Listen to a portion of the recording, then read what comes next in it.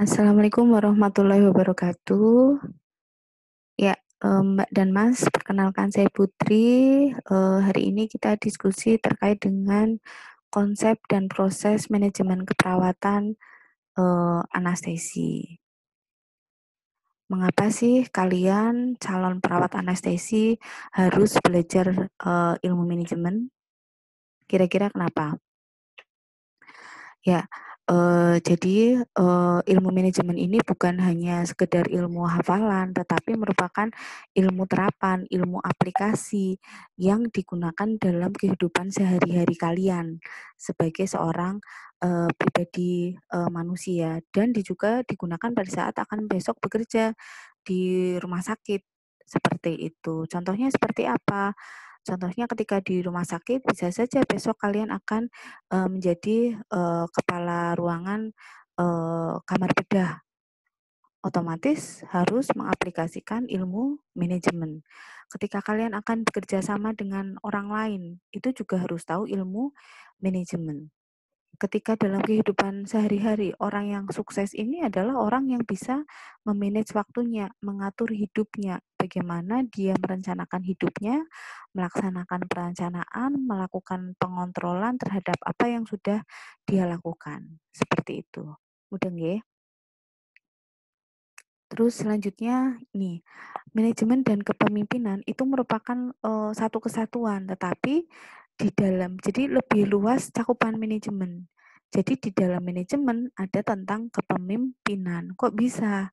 Nanti saya jelaskan di fungsi-fungsi manajemen bahwa eh, kepemimpinan ini masuk dalam fungsi manajemen. Makanya lingkaran kepemimpinan masuk ke dalam lingkaran manajemen. Kalau ini dilihat sebagai himpunan, ya kepemimpinan sebagai bagian dari manajemen.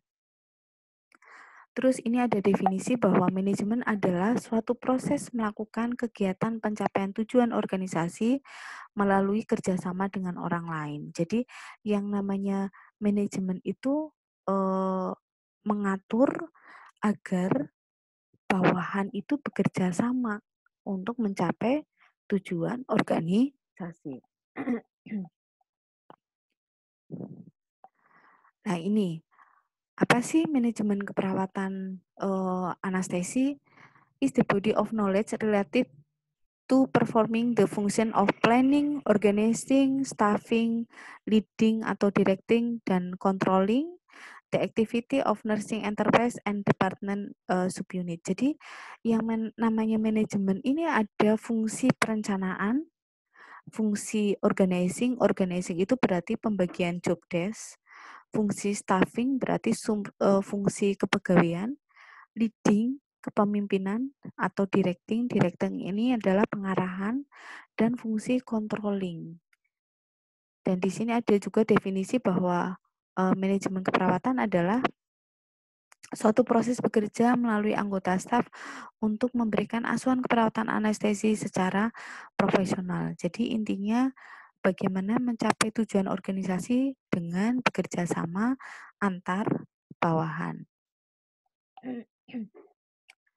Ini ada 4 prinsip manajemen menurut Taylor. Taylor ini adalah bapak manajemen ilmiah, jadi manajemen secara umum bukan hanya miliknya keperawatan ataupun keperawatan anestesi, tapi ini manajemen secara umum. Yang pertama adalah untuk meningkatkan efisiensi, setiap pekerjaan itu harus direncanakan. Jadi nggak ada perencanaannya. Makanya tadi fungsi pertama dari manajemen adalah planning atau perencanaan. Terus yang kedua, sistem kepegawaian itu harus ditetapkan. Maksudnya seperti apa? Jadi SDM, sumber daya manusia, mennya itu harus direncanakan. Kapan dia akan seminar, kapan dia akan mengikuti pelatihan, kapan akan disekolahkan lagi. Itu harus ditetapkan dari awal. Selanjutnya adalah adanya intensif keuangan sebagai reward. Ya, untuk insentif ataupun gaji ini bisa dijadikan motivasi untuk karyawan. Selanjutnya adalah hubungan antara manajer dan pekerja harus kooperatif dan saling tergantung, dan pekerjaan ini harus dibagi secara adil. Jadi antara atasan dan bawahan itu saling berkoordinasi walaupun tanggung jawabnya berbeda.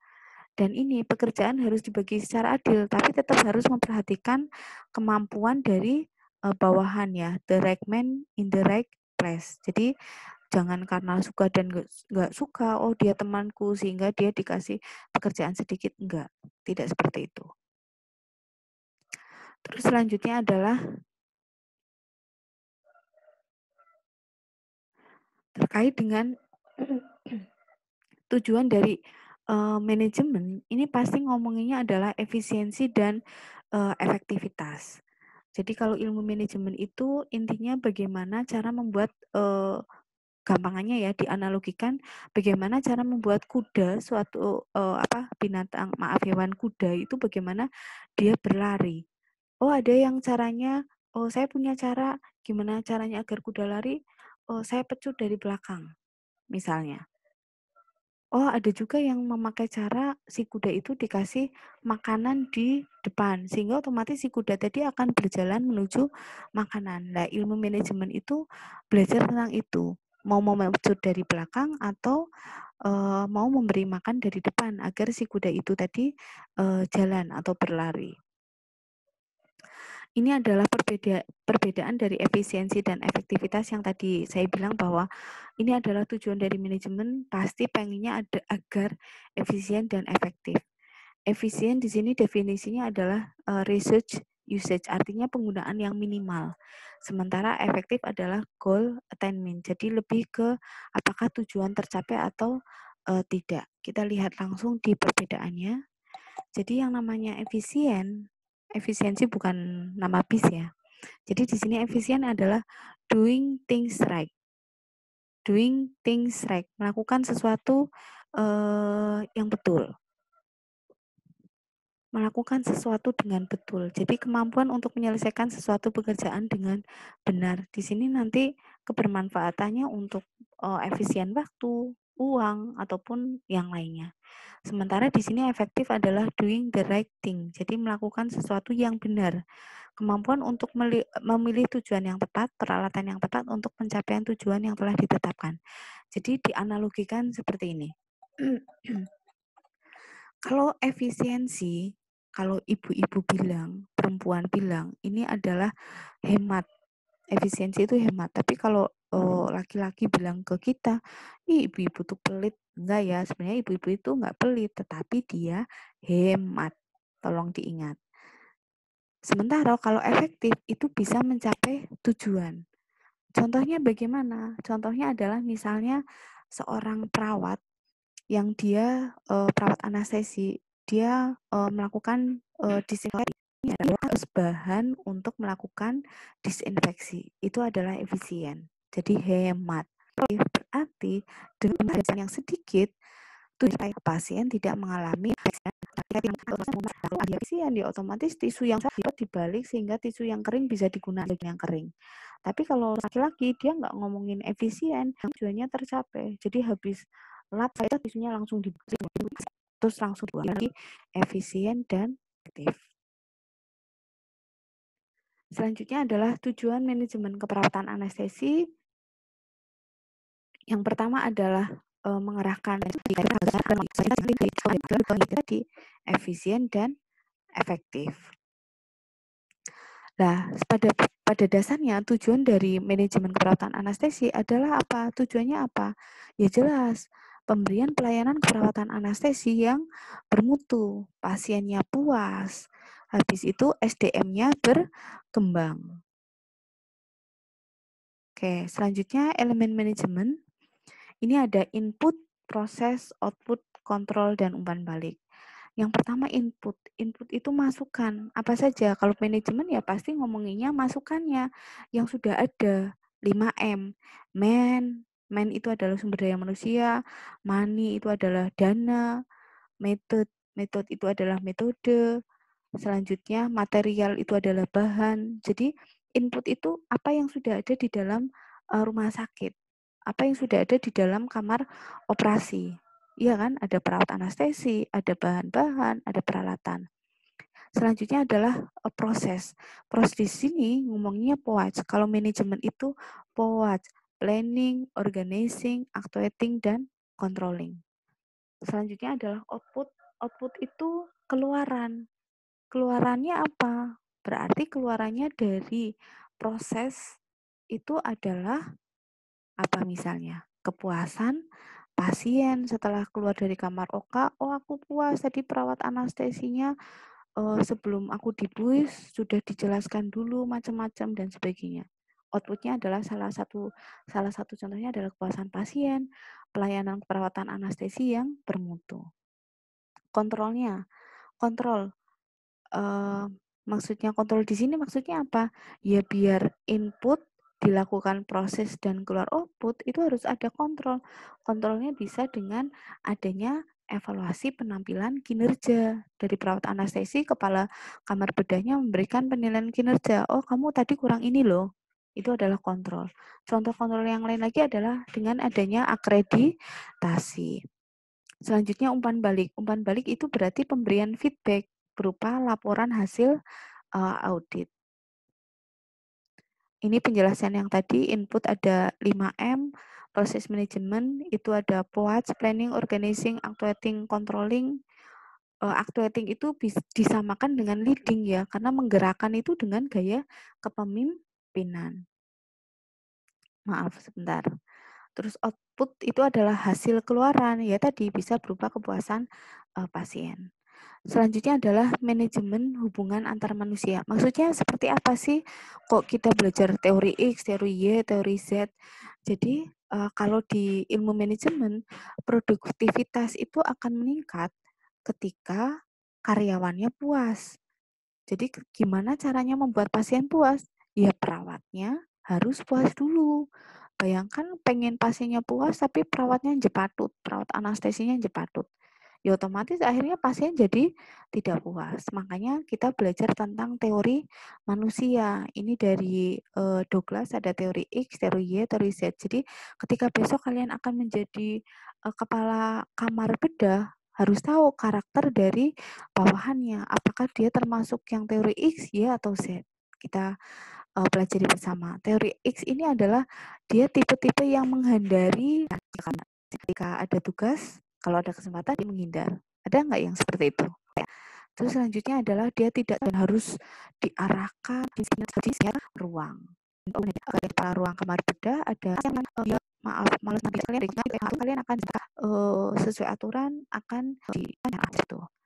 Selanjutnya teori Y ini adalah seorang yang bekerja, tidak yang supervisi terus-menerus seperti kepada yang tadi OTM dengan teori X. Selanjutnya adalah teori Z. Teori Z ini lebih kita sebagai atasan itu lebih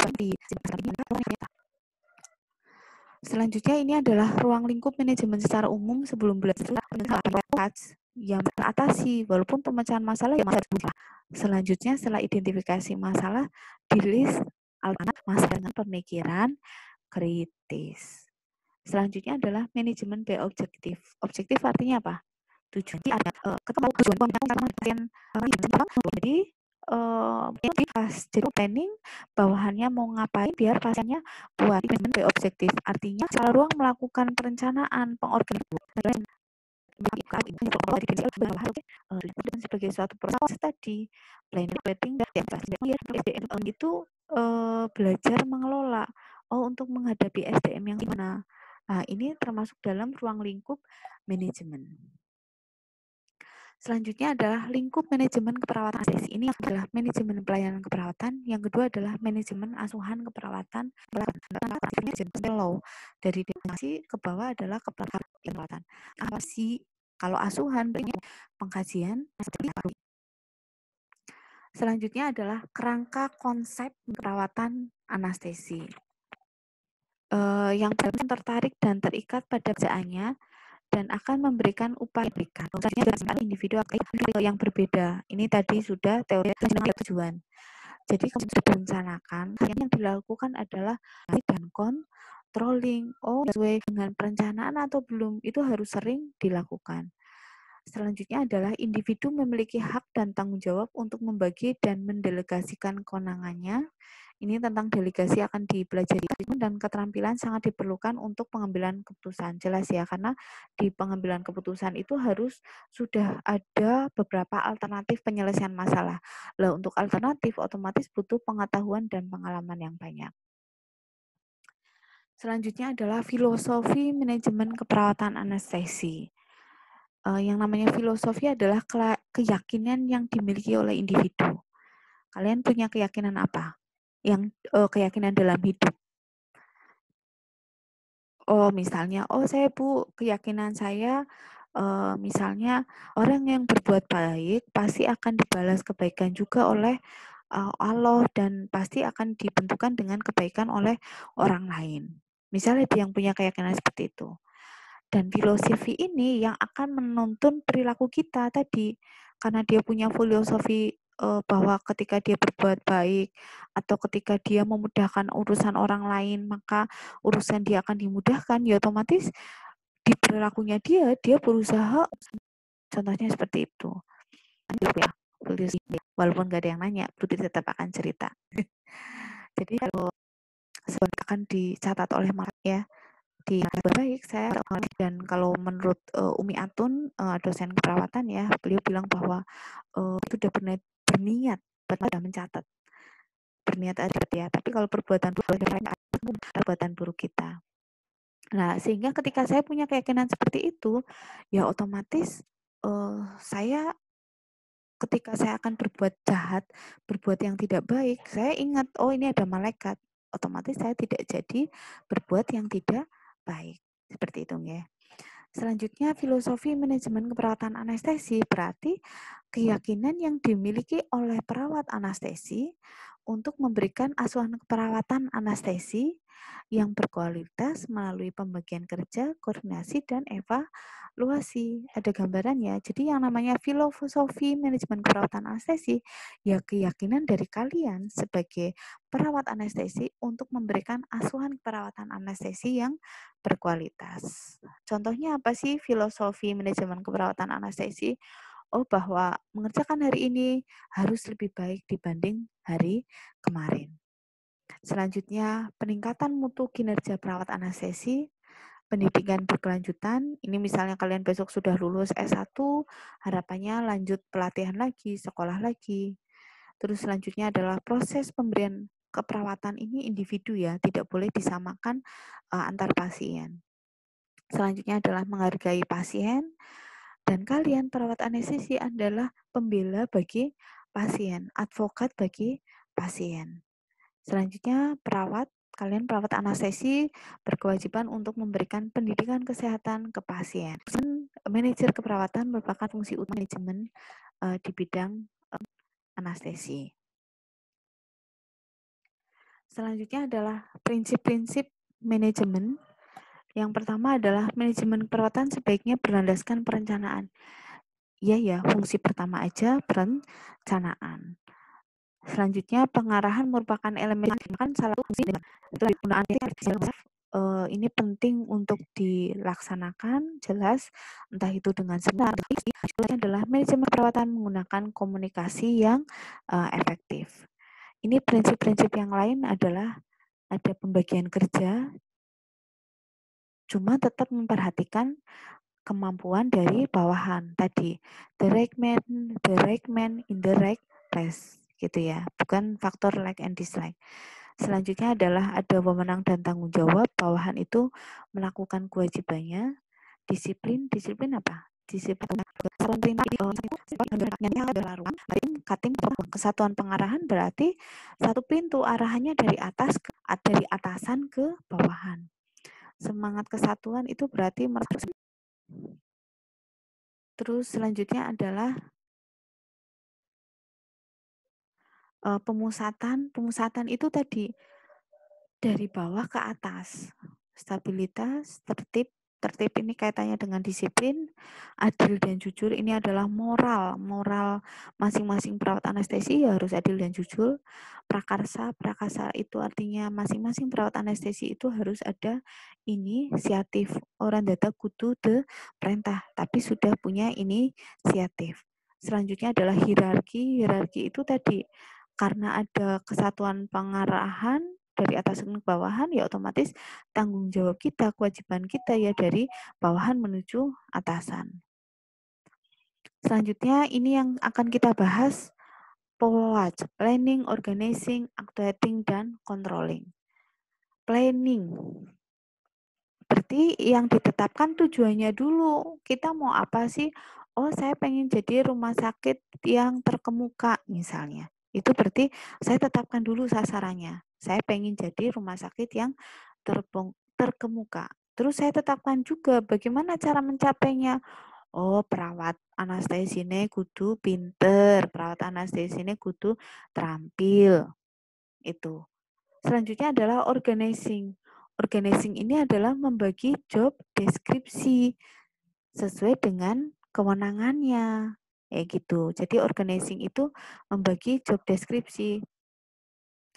Oh, kamu sebagai kepala ruang ya, kamu sebagai ketua tim ya, kamu sebagai anggota tim ya. Kayak kalian lah, di kelas kalian kan ada ketua kelas, ada sipen, sipen A, sipen mata kuliah B, sipen mata kuliah C, itu berarti organizing. Selanjutnya adalah actuating, menggerakkan. Menggerakkan ini salah satunya adalah dengan gaya kepemimpinan. Makanya tadi lingkaran kepemimpinan itu ada di dalam lingkaran manajemen. Seperti itu. Putri, emang selain actuating kita menggerakkan bawahan dengan apa? Bisa dengan pemberian motivasi. Terus selanjutnya ada konflik bawahan, ya kita lakukan manajemen konflik. Kita lakukan strategi penyelesaian konflik. Yang terakhir adalah controlling. Controlling ini tugas yang harus banyak dilakukan. Biar apa? Karena di sini memastikan bahwa kegiatan yang sedang kita lakukan itu mengarah pada tujuan. Seperti itu. Ini adalah fungsi controlling. Ini tadi sama. Nah, ini juga tadi sama sudah saya jelaskan. Perencanaan ini dijelaskan satu-satu lagi. Jadi yang namanya perencanaan tadi kita mau ngapain, bagaimana, kapan, oleh siapa. Tujuannya apa sih tadi? Oh, pengen jadi rumah sakit yang dikenal oleh masyarakat. Itu adalah planning. Dan salah satu aspek penting dari perencanaan adalah membuat keputusan. Dan membuat keputusan ini didasari dengan berpikir kritis. Selanjutnya adalah pengorganisasian. Apa ini pengorganisasian? Membagi job desk, ya, berdasarkan SDM yang sudah dimiliki, apa saja pekerjaannya, itu di list. Selanjutnya pengarahan tadi saya sudah jelaskan dengan motivasi, dengan kepemimpinan, dengan komunikasi, dengan proses berubah, change agents, dan manajemen konflik. Selanjutnya adalah tahap-tahap proses pengawasan. Ada tahap 1, penetapan standar. Jadi gini, misalnya kepala ruang akan mengawasi perawat anestesi ketika bekerja di ruang OK. Pertama harus ada dulu standarnya. Oh, ini adalah standar untuk misalnya perawat anestesi untuk misalnya dia memberikan apa ya? Preedukasi sebelum pasien dibius misalnya. Itu harus ada standarnya dulu. Baru selanjutnya adalah si kepala IBS tadi, kepala kamar bedahnya ngomong ke perawat anestesi, besok kamu pada saat bekerja aku lihat ya. Jadi di sini ada penentuan pengukuran pelaksanaan kegiatan. Jadi udah janjian dulu bahwa kamu besok akan dinilai, bukan yang semerta-merta tiba-tiba langsung dinilai, enggak ya. Selanjutnya adalah pengukuran pelaksanaan kegiatan. Ini pada saat observasi, bayangkan pelaksanaan adalah yang dinilai itu yang prinsipnya ketika ada penelitian teknis itu artinya ngomong doang, tapi dia juga bisa tahu ilmunya, tahu diberikan ke pasien, monitoring pasien yang dalam kondisi dibius. Ini keahlian teknis. Selanjutnya adalah keahlian komunikasi. Berarti keahlian pengetahuan, keahlian pengambilan keputusan yang didiskusi teknologi. Ya, jadi tidak gaptek. Ini kompetensi hampir sama ya. Dia harus punya gaya kepemimpinan, pengambilan keputusan tadi sama, punya komunikasi, kemampuan menganggarkan. Terus kemampuan pengembangan untuk mengembangkan anak buahnya. Terus selanjutnya adalah kepribadiannya sama kemampuan untuk negosiasi. Ini sama dengan tadi, saya lewati saja. Oke. Selanjutnya adalah peran perawat anestesi dalam penerapan manajemen asuhan keperawatan. Di sini ada peran penugasan, peran pengambil keputusan, dan peran perilaku sosial. Peran penugasan itu ya artinya dia menjalankan kewajibannya. Mengambil keputusan didasari berpikir kritis, dan peran perilaku sosial. Peran perilaku sosial artinya apa? Dia harus melihat etika moral, budaya yang di sekelilingnya dia. Tidak berperilaku sekarepnya sendiri gitu ya.